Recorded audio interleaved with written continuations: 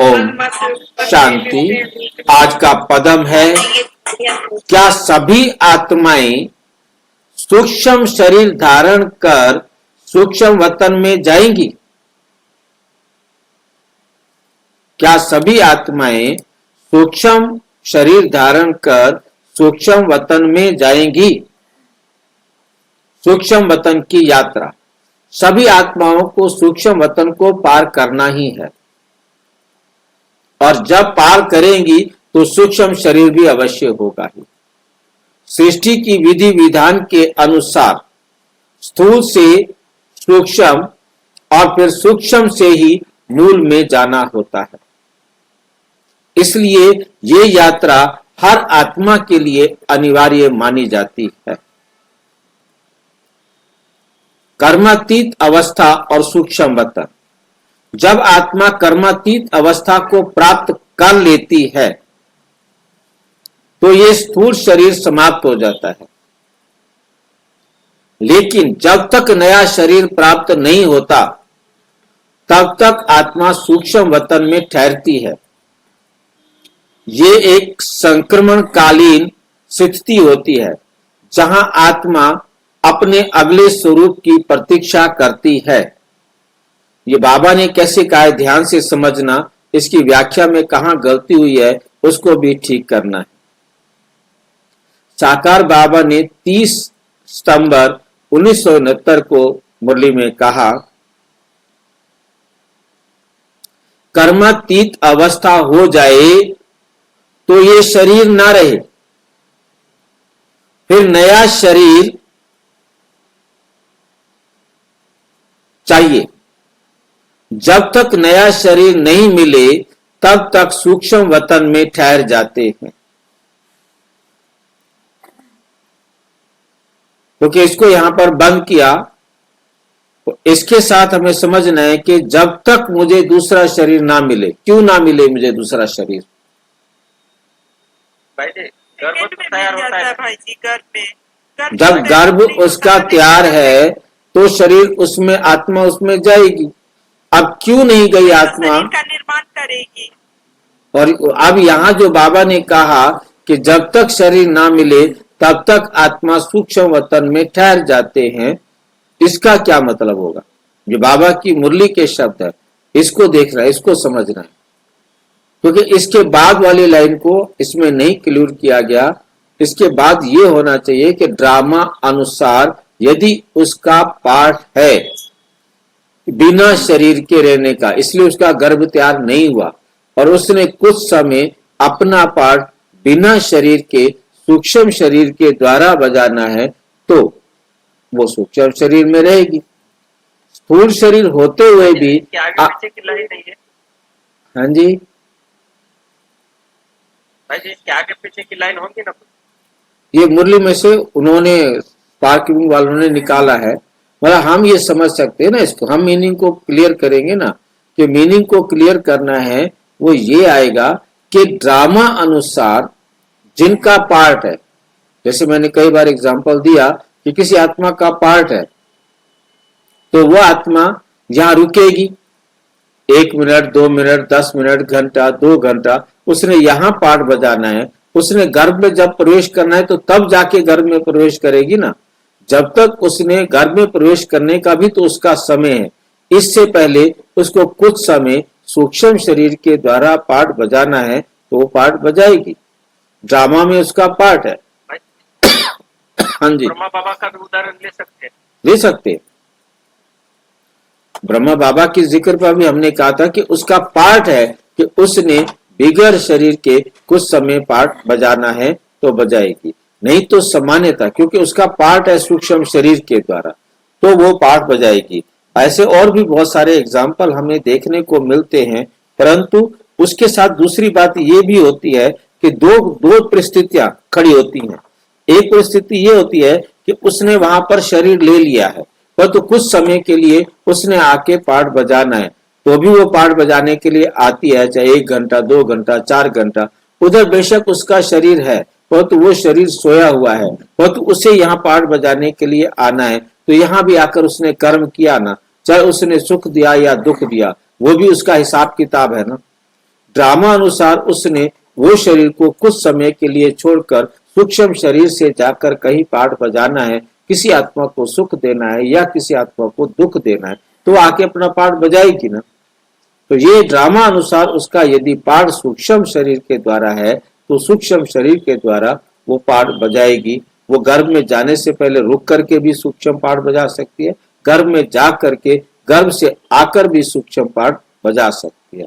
उसका सूक्ष्म पाठ है। तो डाउट है तो पूछो, क्लियर हो गया तो ठीक है। क्योंकि सूक्ष्म अवस्था में दो बातें हमारे समझ में आई, दोनों बातों के लिए गर्भ में जाकर वापस भी आ सकती है ना, आ सकती है। यहाँ से शरीर छूटा, गर्भ में गई वहां से वापस आ सकती है। जन्म ले लिया है तो शरीर को सुला करके आ जाएगी।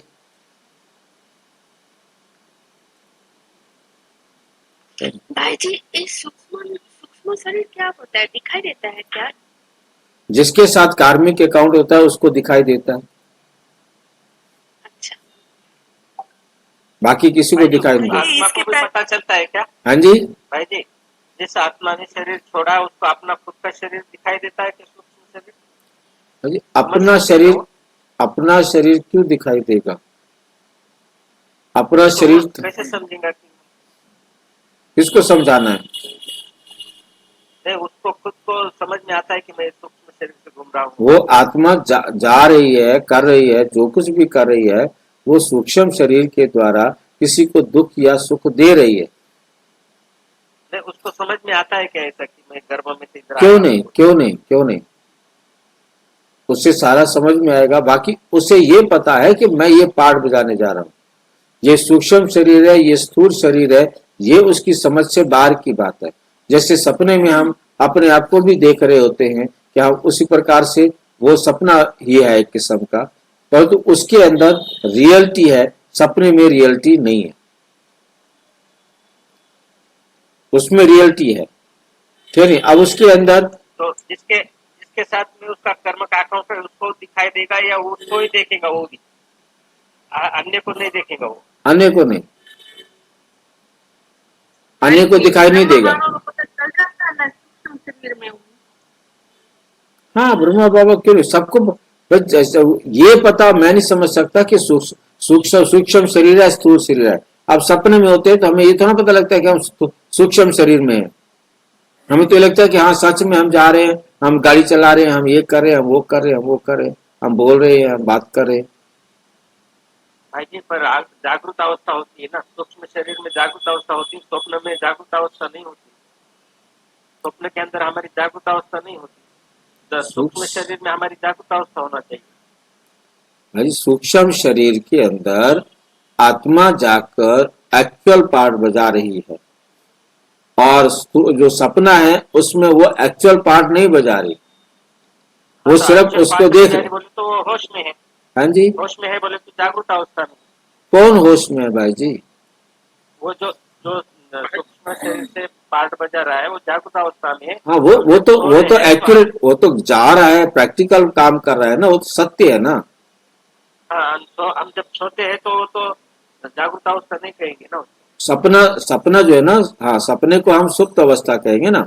सपने में तो सपना है, सपने में सच नहीं होगा, परंतु जो क्या कहते हैं हमारा ये है आत्मा का जाना है, वो जो है ना एक्चुअल में आत्मा गई है, तो वो दोनों को जो देखने वाला है उसको भी दिखाई देगी और उसको भी महसूस होगा। परंतु ऐसा पाया गया है कि वो आत्मा अपना एक्ट करने के बाद वापिस जब अपने शरीर में पहुंचती है तो उसे ये याद नहीं रहता कि मैं क्या करके आई हूं। हाँ, ये बात तो क्या करें, भाई जी, और किसी को याद रह भी सकता है। हाँ जी, भाई जी, सूक्ष्म शरीर में कुछ चीजें पकड़ सकते हैं क्या? वो नहीं होता। सूक्ष्म शरीर फिल्म की तरह, एक सपने की तरह एक आकृति है, वो उस समय दिखा करके किसी को डरा सकती है, मतलब अपनी आकृतियों से कुछ कर सकती है, परंतु स्थूल एक्ट नहीं कर सकती, परंतु उसके सूक्ष्म एक्ट से ही वो दूसरों को प्रभावित कर सकती है। अब वो फाइल उठाना चाहे तो फाइल नहीं उठा सकती, प्रवेश करके भी कार्य कर सकती है ना भाई जी। प्रवेश करके ही कार्य करेगी ना, प्रवेश करके फाइल उठाना है, फाइल को कुछ करना है, परंतु मतलब वैसे वो फाइल खोल नहीं सकती, फाइल को उठाकर दे नहीं सकती बिना किसी शरीर के आधार लिए, क्योंकि उसका अपना कोई शरीर नहीं है। कोई चीज को हिला भी नहीं सकती ना। नहीं, हिला भी नहीं सकती। भाई बी के शिवानी की फिल्म देखी थी, उसमें ऐसा ही दिखा रहे थे, वो बच्चे को उठाता है उठा नहीं पाता, बॉल को पकड़ता है पकड़ नहीं पाता। जब तक नया शरीर नहीं मिले तब तक थोड़ा सा आगे में करिएगा तो बाबा ने कहा कि सबका सूक्ष्म शरीर होता है सारी आत्माओं का, आगे में ऐसा कहा क्या बाबा ने? आगे वाले आगे देख, आगे यहाँ है नहीं इतना, यहाँ पर आगे चल रहे हैं ना, आगे सूक्ष्म वतन में ठहर जाते हैं, ठीक है ना। ब्रह्मा बाबा का फरिश्ता स्वरूप, जब ब्रह्मा बाबा फरिश्ता बन जाते हैं तो उनका साक्षात्कार होता है, लेकिन सामान्य आत्माओं का सारा कार्य स्थूल वतन में होता है। साक्षात्कार होता है, लेकिन सामान्य आत्माओं का, जो आम आत्माएं हैं सामान्य रूप से, उनका सारा कार्य स्थूल वतन में ही चलता है। सूक्ष्म वतन मात्र एक समझाने और अनुभव करने का माध्यम है। साकार बाबा ने 13 नवंबर 1969 को कहा, ब्रह्मा फरिश्ता बन जाते हैं तो उनका साक्षात्कार होता है, बाकी सारा कारोबार यहाँ स्थूल वतन में चलता है। सूक्ष्म वतन माना साक्षात्कार, वो सिर्फ मनुष्यों को समझाना होता है। सूक्ष्म वतन सिर्फ समझाने के लिए होता है, बाकी वहां कोई एक्ट नहीं होता। जितने भी कर्म होते हैं वो यहीं पर ही होते हैं। सूक्ष्म वतन केवल और केवल साक्षात्कार के लिए है, वहां पर शरीर नहीं होता, केवल आभास होता है। सूक्ष्म वतन का महत्व, जब बाप नई रचना रचते हैं तो पहले सूक्ष्म वतन को ही रचेंगे, लेकिन आत्माएं शुरुआत में वाया सूक्ष्म वतन से नहीं आती, और शुरू में जो आत्माएं आती हैं वो सीधी डायरेक्ट परम धाम से आती हैं और सीधा गर्भ में प्रवेश करती हैं। वाया सूक्ष्म वतन से नहीं आती, बल्कि सीधे ही आती है। वर्तमान समय में आत्माएं सूक्ष्म वतन में आ जा सकती हैं, लेकिन इसके लिए संपूर्ण पवित्रता आवश्यक है। जब तक ये पवित्रता प्राप्त नहीं होती तब तक आत्माएं केवल साक्षात्कार कर सकती हैं, साक्षात्कार कर सकती हैं। ये बाबा ने 7 सितंबर 2006 को मुरली रिवाइज हुई है। बाप को जब पहले पहले नई रचना रचनी होती है तो पहले सूक्ष्म वतन को ही रचेंगे। पहले पहले तुम वाया सूक्ष्म वतन से नहीं आते हो, सीधे आते हो। अभी तुम सूक्ष्म वतन में आ जा सकते हो। जब तक तुम संपूर्ण पवित्र नहीं बने तब तक तुम ऐसे नहीं कह सकते हो कि हम सूक्ष्म वतन में जा सकते हैं। तुम साक्षात्कार कर सकते हो। तुम क्या कर सकते हो? साक्षात्कार कर सकते हो।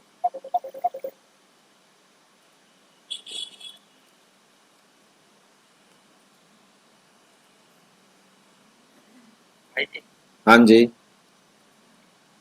परम धाम से जब कोई आत्मा आती है, कोई कोई रेडीमेड शरीर में प्रवेश करती, जैसे कृष्ण वाली आत्मा, हाँ, कोई कोई गर्भ में प्रवेश करती, जैसे कि कृष्ण का पहला बच्चा, हाँ, और कोई कोई आत्माएं जैसे कि क्राइस्ट की आत्मा, वो तो गर्भ में नहीं जाएंगी, रेडीमेड शरीर में जाएंगी।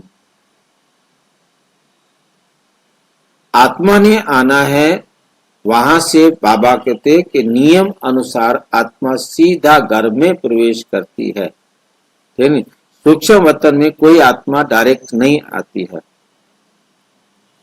तुम संपूर्ण पवित्र नहीं बने हो तब तक तुम ऐसे नहीं कह सकते कि हम सूक्ष्म वतन में जा सकते हैं। जब तुम संपूर्ण पवित्र बनते हो तो सूक्ष्म वतन में आ जा सकते हो, तुम साक्षात्कार कर सकते हो।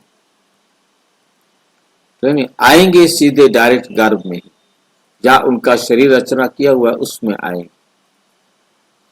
जाते वक्त वाया सूक्ष्म वतन जाते हैं।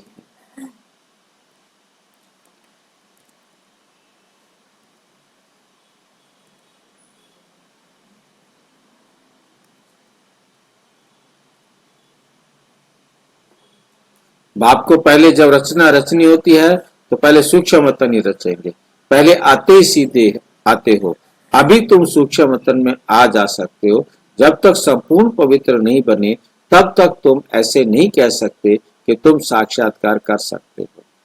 निष्कर्ष, सूक्ष्म वतन की यात्रा हर आत्मा के लिए एक आवश्यक पड़ाव है जो कर्मातीत अवस्था के बाद होती है। स्थूल शरीर को समाप्त होने के बाद आत्मा को सूक्ष्म शरीर धारण कर सूक्ष्म वतन में रुकना होता है, जहां से वे अपने आगे की यात्रा तय करती है। ये स्थान आत्माओं को उनके अगले स्वरूप में जाने के लिए तैयार करता है और आध्यात्मिक रूप से एक महत्वपूर्ण स्थिति प्रदान करता है।